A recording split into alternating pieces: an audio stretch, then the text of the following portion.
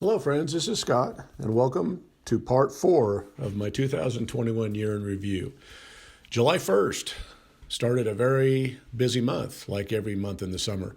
First stop was to visit a friend's beautiful garden, and we did this in the evening and enjoyed a nice dinner and a little tour of their garden, which is very pretty. Shows what you can do in a small garden.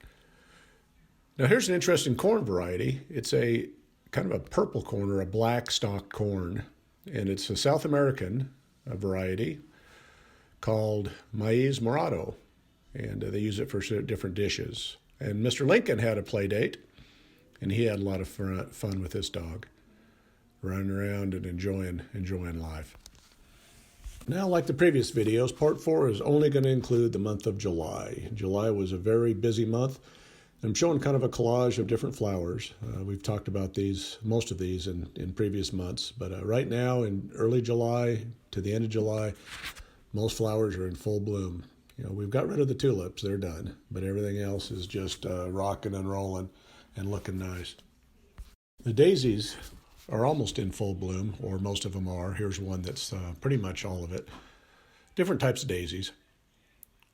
And they just keep coming back. After they die off, they flush again. Pretty flower. And there's a snapdragon. I don't have a lot of those, but noticed those this month. And the Rose of Sharon's on the bushes are in full bloom, and they're a pretty flower. Now, the Wildflower mix is coming up in the front yard and blooming. And there's some different varieties, different flowers. I wish I knew the names of all of them, but I don't. This is goldenrod, I believe, and it's a beautiful cascading yellow flower. And the lilies, this is a different variety of daylily, more of a purple. Most of them, mine are orange. And this one looks like a little pineapple. I can't remember the name of it, but it's a cute flower. And the hibiscus is coming into bloom, and those are beautiful. Beautiful disc-shaped flowers. Now the bees are actively out and about, enjoying the flowers. Here's a bumblebee. And the roses, the first flush of roses have died back, and we have some hips. And again, more wildflowers. And here is the first of the sunflowers. And there's a view of how the sunflowers kind of form and come into bloom. Now, you don't have to plant sunflowers. All you got to do is feed the wild birds black sunflower seed. And you think it's just one variety of sunflower, but they're not. In those seed mixes, there's all different varieties. Now, we took a trip. And we got to have a little bit of fun in July. And here's some cloud formations as we're headed east through to western Wyoming for a camping trip over the 4th of July. This is the Fort Bridger Valley. And we camp in this area. We've done this for 25 years. So we stopped and took a little look, took a view of the whole valley, and it's kind of a nice spot. It's got its forests and it's got its meadows and farmland, and again, it's interesting to be able to see so far on the horizon. As in Utah, we have the big mountains, and there's wind farms in western Wyoming. As you can see, there's lots of those. So alternative energy is alive and well in western Wyoming. Again, we've been camping in the same spot for 25 years, and I've never really noticed the wildflowers. And since I started this YouTube channel and some Instagram, I'm really becoming more observant and realize how many beautiful wildflowers there are. And this is all in the Fort Bridger Valley. And they're not big, they're all small blooms, but it's just amazing when you really spend the time to take a look at what's really going on the ground. And here's a beautiful one that's really unique. But they all come in all different colors. And it's pretty amazing that I can walk by these for years and not notice them, or barely notice them, I should say. But there's different varieties, different colors, different shapes. And this is an interesting one. It's a big, long, kind of an iris-looking flower. Lots of blooms. There's lots of black ants on these, so the ants must have something to do with pollination. The plant must secrete some something that the ants like. Probably aids in pollination. Now here's one that looks like an orchid. Beautiful. Wouldn't be camping for me without fires every night. And so we sat around and have a big fire pit and visit and laugh and sing songs and just enjoy the 4th of July weekend. But you got to have fire. That's important. Even though there's a fire danger, we've got it set up so there's no way we're going to start a forest fire. Right out of camping, we got to go to a Real Salt Lake soccer game. Not a big fan of soccer, but it was fun to go and enjoy this beautiful stadium. And something different to do. And there's a lot of work to do gardening-wise, which we'll get into, but got to have a little fun in the summer.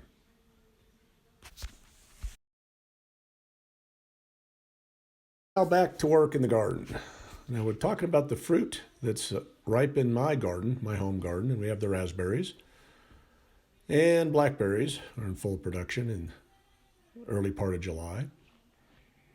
And again, you leave them on a little longer, the darker they get, the sweeter they get. Now the pear tree is full of pears, but they're small, but they're forming, and they're starting to blush a little bit. So we're starting to get closer to a harvest of pears. The apples are still forming nicely on the espalier trees, but they're not anywhere near ready, but they're growing and looking good. Be nice to have apples this year. And the peaches are flushing, so they'll be the first fruit we pick, but not quite yet. My home garden, the vegetables are doing well. The Crookneck Squash, we're eating several of those. They're looking good, and they're tasting good. So we're getting lots of squash. Here's a crookneck that forgot to crook, looks like. And we're eating green peppers from the earth boxes. The Anaheim and hot peppers are growing nicely in the earth box also. Now we picked our onions in the raised container, and they were small. And you'll see a lot better ones at the project garden, but they're good. They're single-serving onions, and they're good enough size. They're not terrible.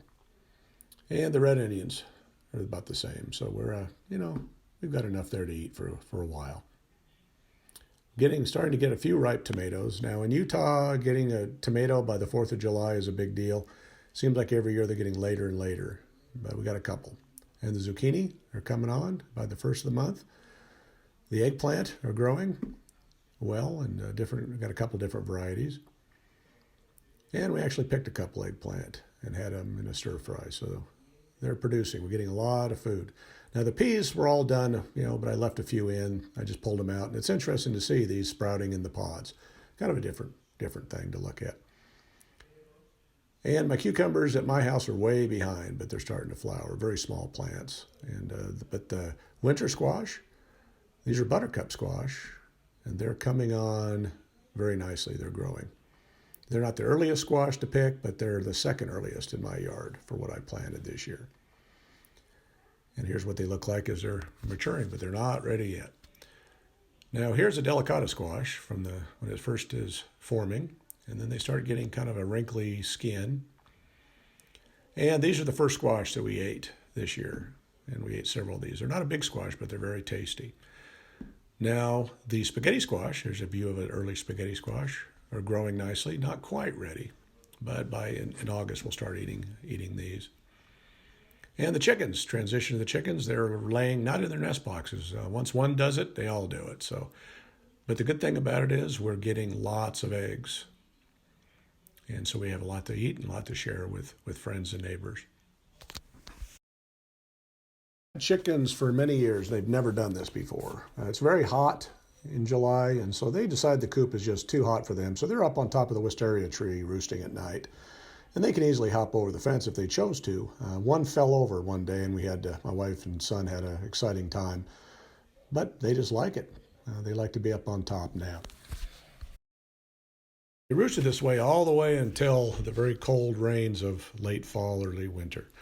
Now, this is a time of abundance for the chickens. They get all the tops of all the produce that we're picking, so they're really enjoying the variety. Now, back at the project garden, here's more proof that the apple tree that I severely pruned is alive and well. It's got tons of growth. Again, it's a multi-year process. I'll prune this tree, get it back into shape. But the reason I did it was producing very small fruit. And if we want to have big fruit, we got to prune it. And here's a look at the garden in early July. And this is right after I got back from the 4th of July trip, I believe. I stopped by, and you see there's potatoes growing well, the beans are getting big, the carrots, the brassicas are winding down, but they're still there. I'm leaving them in the ground just so I can feed them to the chickens, keep them alive so that I can, every time I come over here, I grab a few plants, and just the chickens love it.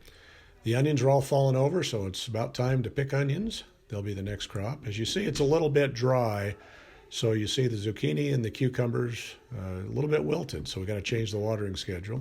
And the corn is doing well. And as you can see, it's not real tall, but it's doing pretty good. Scanning back over the garden, we're going to start looking at some of the other vegetables. Again, you see these wilted leaves, so that's definitely a water issue. When you see wilted leaves, you got one or two problems. You either got too much or too little water. And there's this little zucchini forming, but it looks like we have too little water as I test the soil.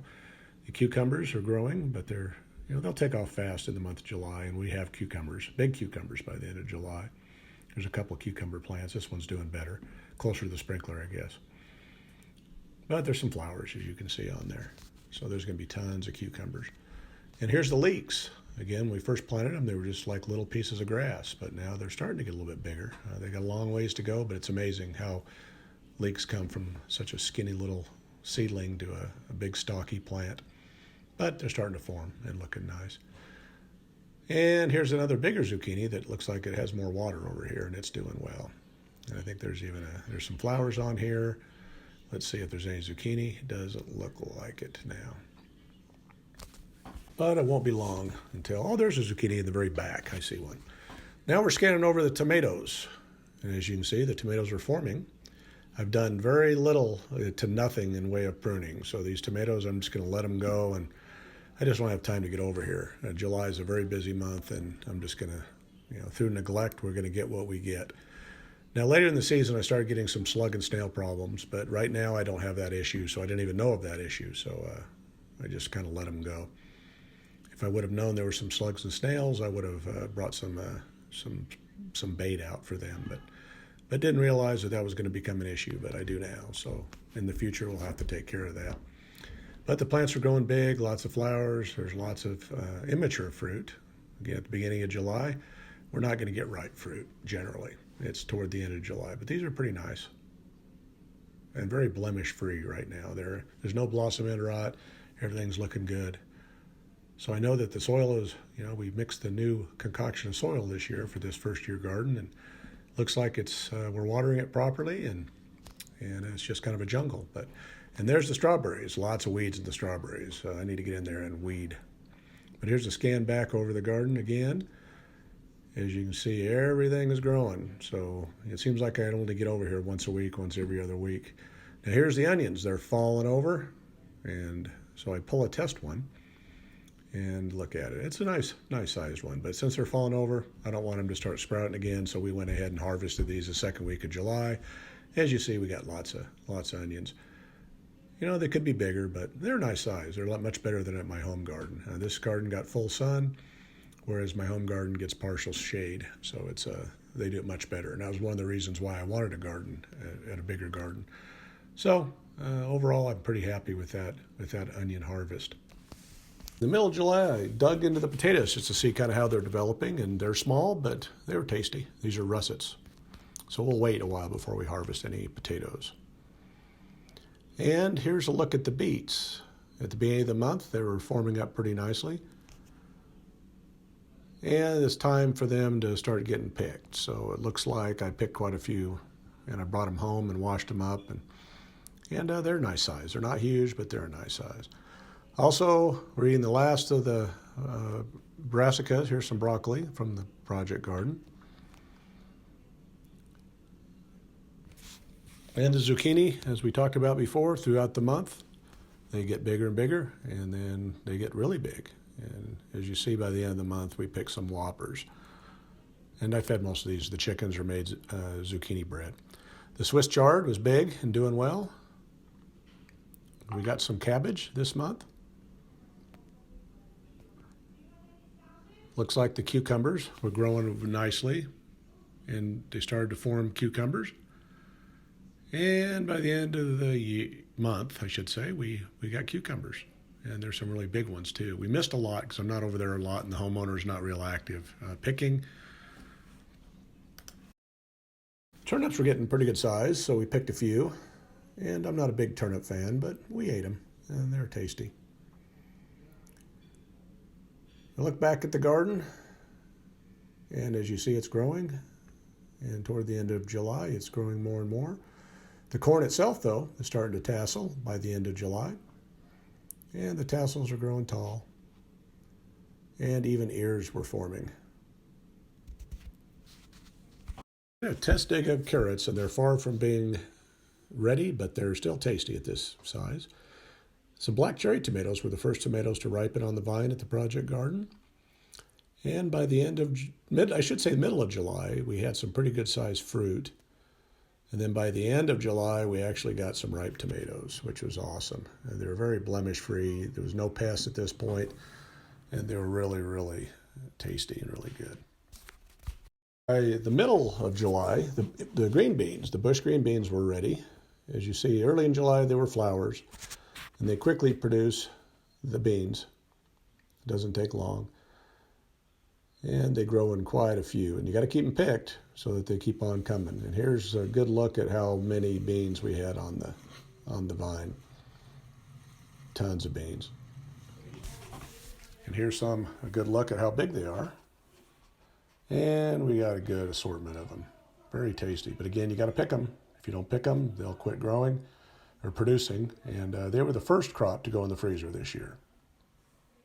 August becomes a bigger harvest month, but here's a good look at a standard middle July to the end of July harvest. We got a few tomatoes, beans, got some broccoli still, Swiss chard. There's the tomatoes. They're cracking a little bit because the water was a little inconsistent, it looks like. We got eggplants, one pepper, tons of cucumbers, a cabbage, some monster zucchini. That's the Swiss chard, big leaves, and they didn't have much pest damage. And we have a couple Anaheim peppers, some carrots, and beets. So if you want to be self-sufficient, here's a good way to do it and have a variety of food in the midsummer. But it scanned back around and can't complain. It's a good amount of produce for one family or more, just with a fairly good sized garden. Beginning of July, we started another big project. My brother-in-law owns a packaging and shipping store, and he found out that his lease was not going to be renewed with less than 30 days notice. So we had to find a new location, and we put in new flooring, new shelving, counters, and had to bring all of his inventory over here and build backstock places for his boxes. So it was a very busy July on top of all the gardening.